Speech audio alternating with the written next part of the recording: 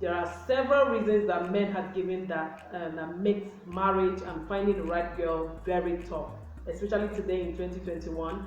And there are lots of them, including she's not going to accept me, you know, she likes a lot of money, women like money, and so many other reasons I have treated in this video. So if you haven't watched it, that's part one. Please click here and go watch that video, then come back to watch this one. My name is Chisom Akah, and I am so excited that you're here. If today is your first time, please, this is the time I wait for you to click the subscribe button, like this video, then keep watching.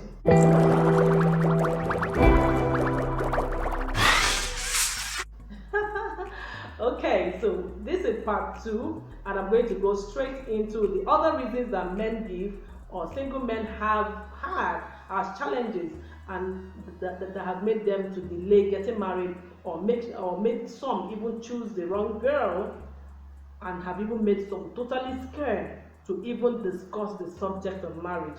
And the truth is, I bring this challenge and I give you the exact solution on what to do to ensure that that fear is no longer there. That way you can go for your girl, right? You can go for your girl totally and nail this happy ever after thing, because it's in you. It's in you, and the world is waiting.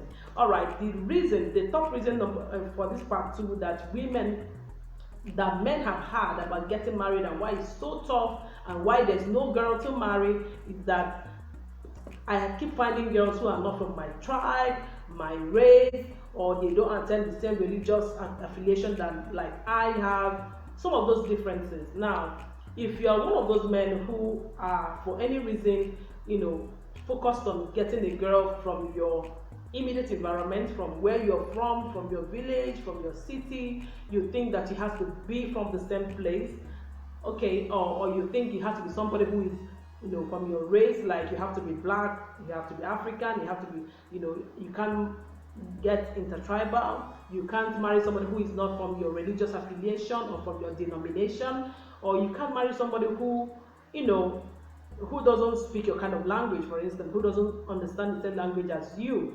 Then you have tried. I know that there are a lot of men, a lot of women who are in this circle, but for you not to have found them, I think that you are boxing yourself in. Now, the reasons for choosing tribe, race, language, religious affiliation, and all of those, or even skin color, all of those things, I think are superficial. Because the first thing about marriage is to ensure that this person aligns with your value system. Value system means you guys want the same thing out of life. You people value the same kind of things, the same kind of people, the same kind of life, the same kind of children, the same kind of, even how to die. Because getting married is getting a partner till death do you part. So even how do you want to die? Right? What memory do you want to leave after you're gone? That person has to be somebody who ensures that. Now, these are more serious things. For me, thinking that language, religion, all of those things are not important is a lie. I'm not saying it's not important, but I think that you should check it again. You may be the one boxing yourself in, right? It's about compromises. Life is so diverse. The universe is so broad. There are sweet people, interesting women all over the world who you'll be so happy with, right? So making the criteria of tribe, race, and all of those things might be keeping you away from happiness, and you might end up in the statistics of men who just choose, in a shallow way, and then get into marriage and they become mom. They can't even talk about the challenges that they are having, right? You want to be sure that first of all you're marrying your friend. Friends speak the same language. If you ask me, it doesn't matter whether they are not from the same place. People make friends across board.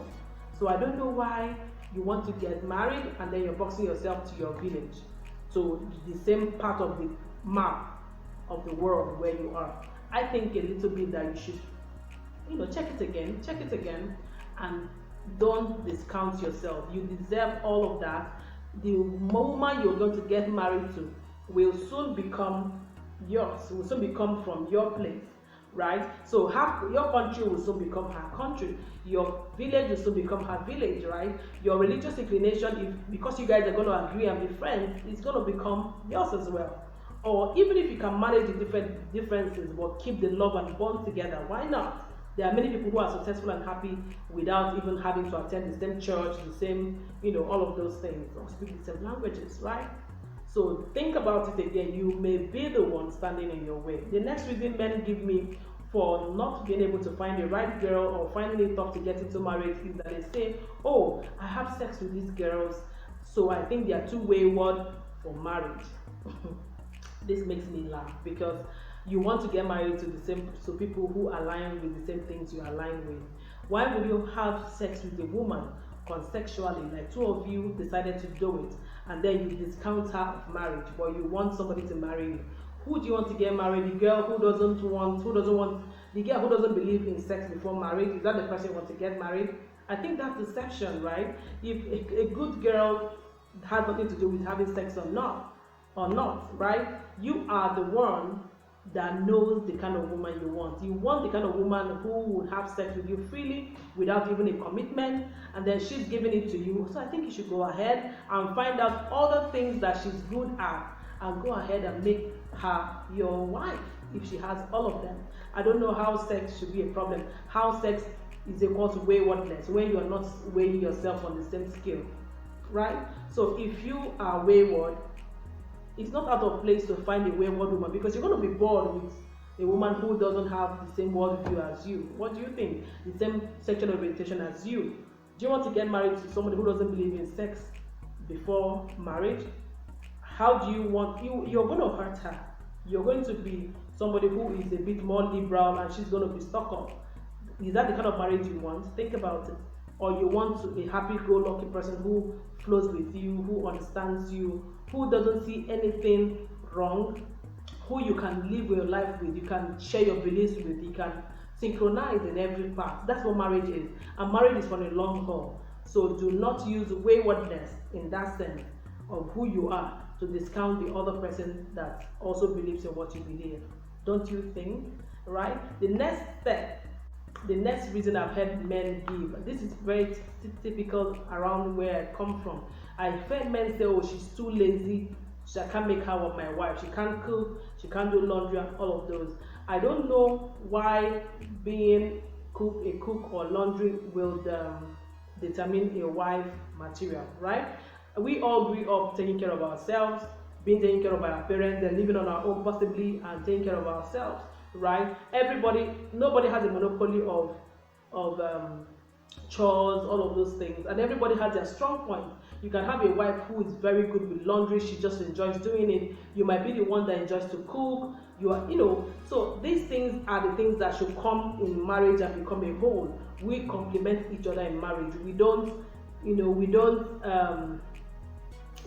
If you do gender roles, trust me, you're going to have a lot of friction and you might lose your marriage and wonder how that happened.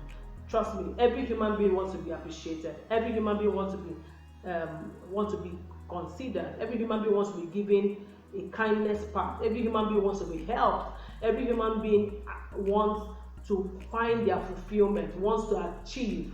Right? Now, if what you have drawn up as your list of this is what you're supposed to do as a woman and this is what I should do as a man contradicts her capabilities and life, then you are putting your wife in harm's way.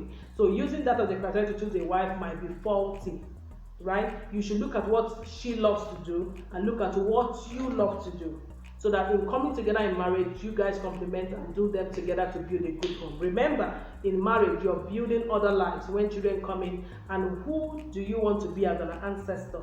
Who do you want your children, your grandchildren to think back at you and give your picture a kiss and say, thank God for my grandfather, thank God for my father? Or do you want to be the father that they don't want to associate with? Are you the kind of father that will mirror God to them? Right? So these are things that are more important beyond the gender roles and things you're sharing. You're doing a work plan, you're a woman, you're supposed to do this and all that. No woman is factory fitted with chores. No man is factory fitted with chores. We all here taking care of ourselves and collaborating to make life easier for each other. That's why marriage is beautiful. Right? So we complement each other. Think about complementing rather than singleness in marriage, right? And giving roles, having unrealistic expectations.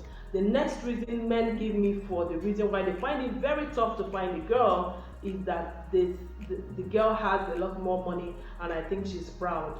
You need to deal with your self-esteem again. Nobody came to the world skilled to make money, right? Everybody can become the higher earner, right? Your goal should be to ensure that you provide for your home and to carry your wife along in your finance in every aspect of your life. And having more money is not a crime, it's to your credit. If you're going to be the husband of a woman who owns the whole money in the world, or they're nothing like that, or who is the richest woman in the world, would you not rather it than be the husband to the woman who cannot contribute a dime? Choose choose the struggle, guy. Choose the struggle. What would you prefer? And what brings about pride when somebody has money? When you have her kind of money, will you be less proud? That's a question to ask. And what you count as pride, I think it's just you feeling insecure, for lack of a better word. I think you should think about it again. Are you feeling insecure? Are you just thinking that people who have money generally are proud? I think it's also the same thing you say even when you see even other men who have a lot of money. Maybe you think they didn't make the money in the right way, they are not all that. So that is what you should check. Check what you're thinking about and allow money come to you. If money is going to come to you to complement the one you have through a wife you're going to get married, then remove the pride. Until you date her and get to know her, don't think that she's proud. That woman is right here doing what she has to do, being ethical, working so hard, believing God for her own man. Don't be the one to smear her with what you don't know anything about. And this is just a candid advice. And I hope I wasn't so tough. Okay, the next reason that men give for not finding the kind of woman they want is she will not be respectful. Everybody wants to be respected, right? You shouldn't even get into a relationship with a woman who does not respect your views, who doesn't want to hear you out, who doesn't think you also deserve good things, who only asks from you and never gives you, who never thinks you're all that, who actually washes you and tells you how you're inadequate. No, you don't want to go to that kind of woman. What are you even doing? But then, for you to stay without going close to her and decide that she's not respectful, then the problem lies with you. You might end up marrying a woman who you're going to pull along all through your life, who is not self-motivated, who is not excited about the things you're excited about. So think again.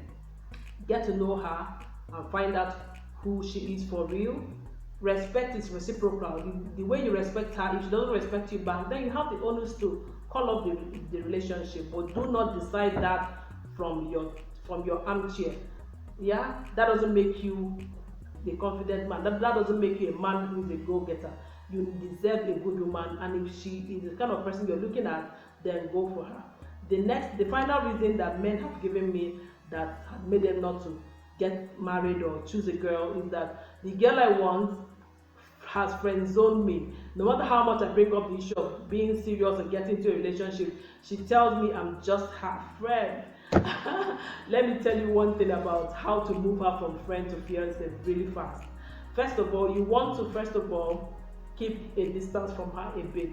Stop calling her, stop going out from her for a while, and then see how she responds to missing you, to wanting to be with you. And then when she makes any kind of move, whether it's a message or what, tell her how much you are waiting to hear from her about what you have discussed with her about.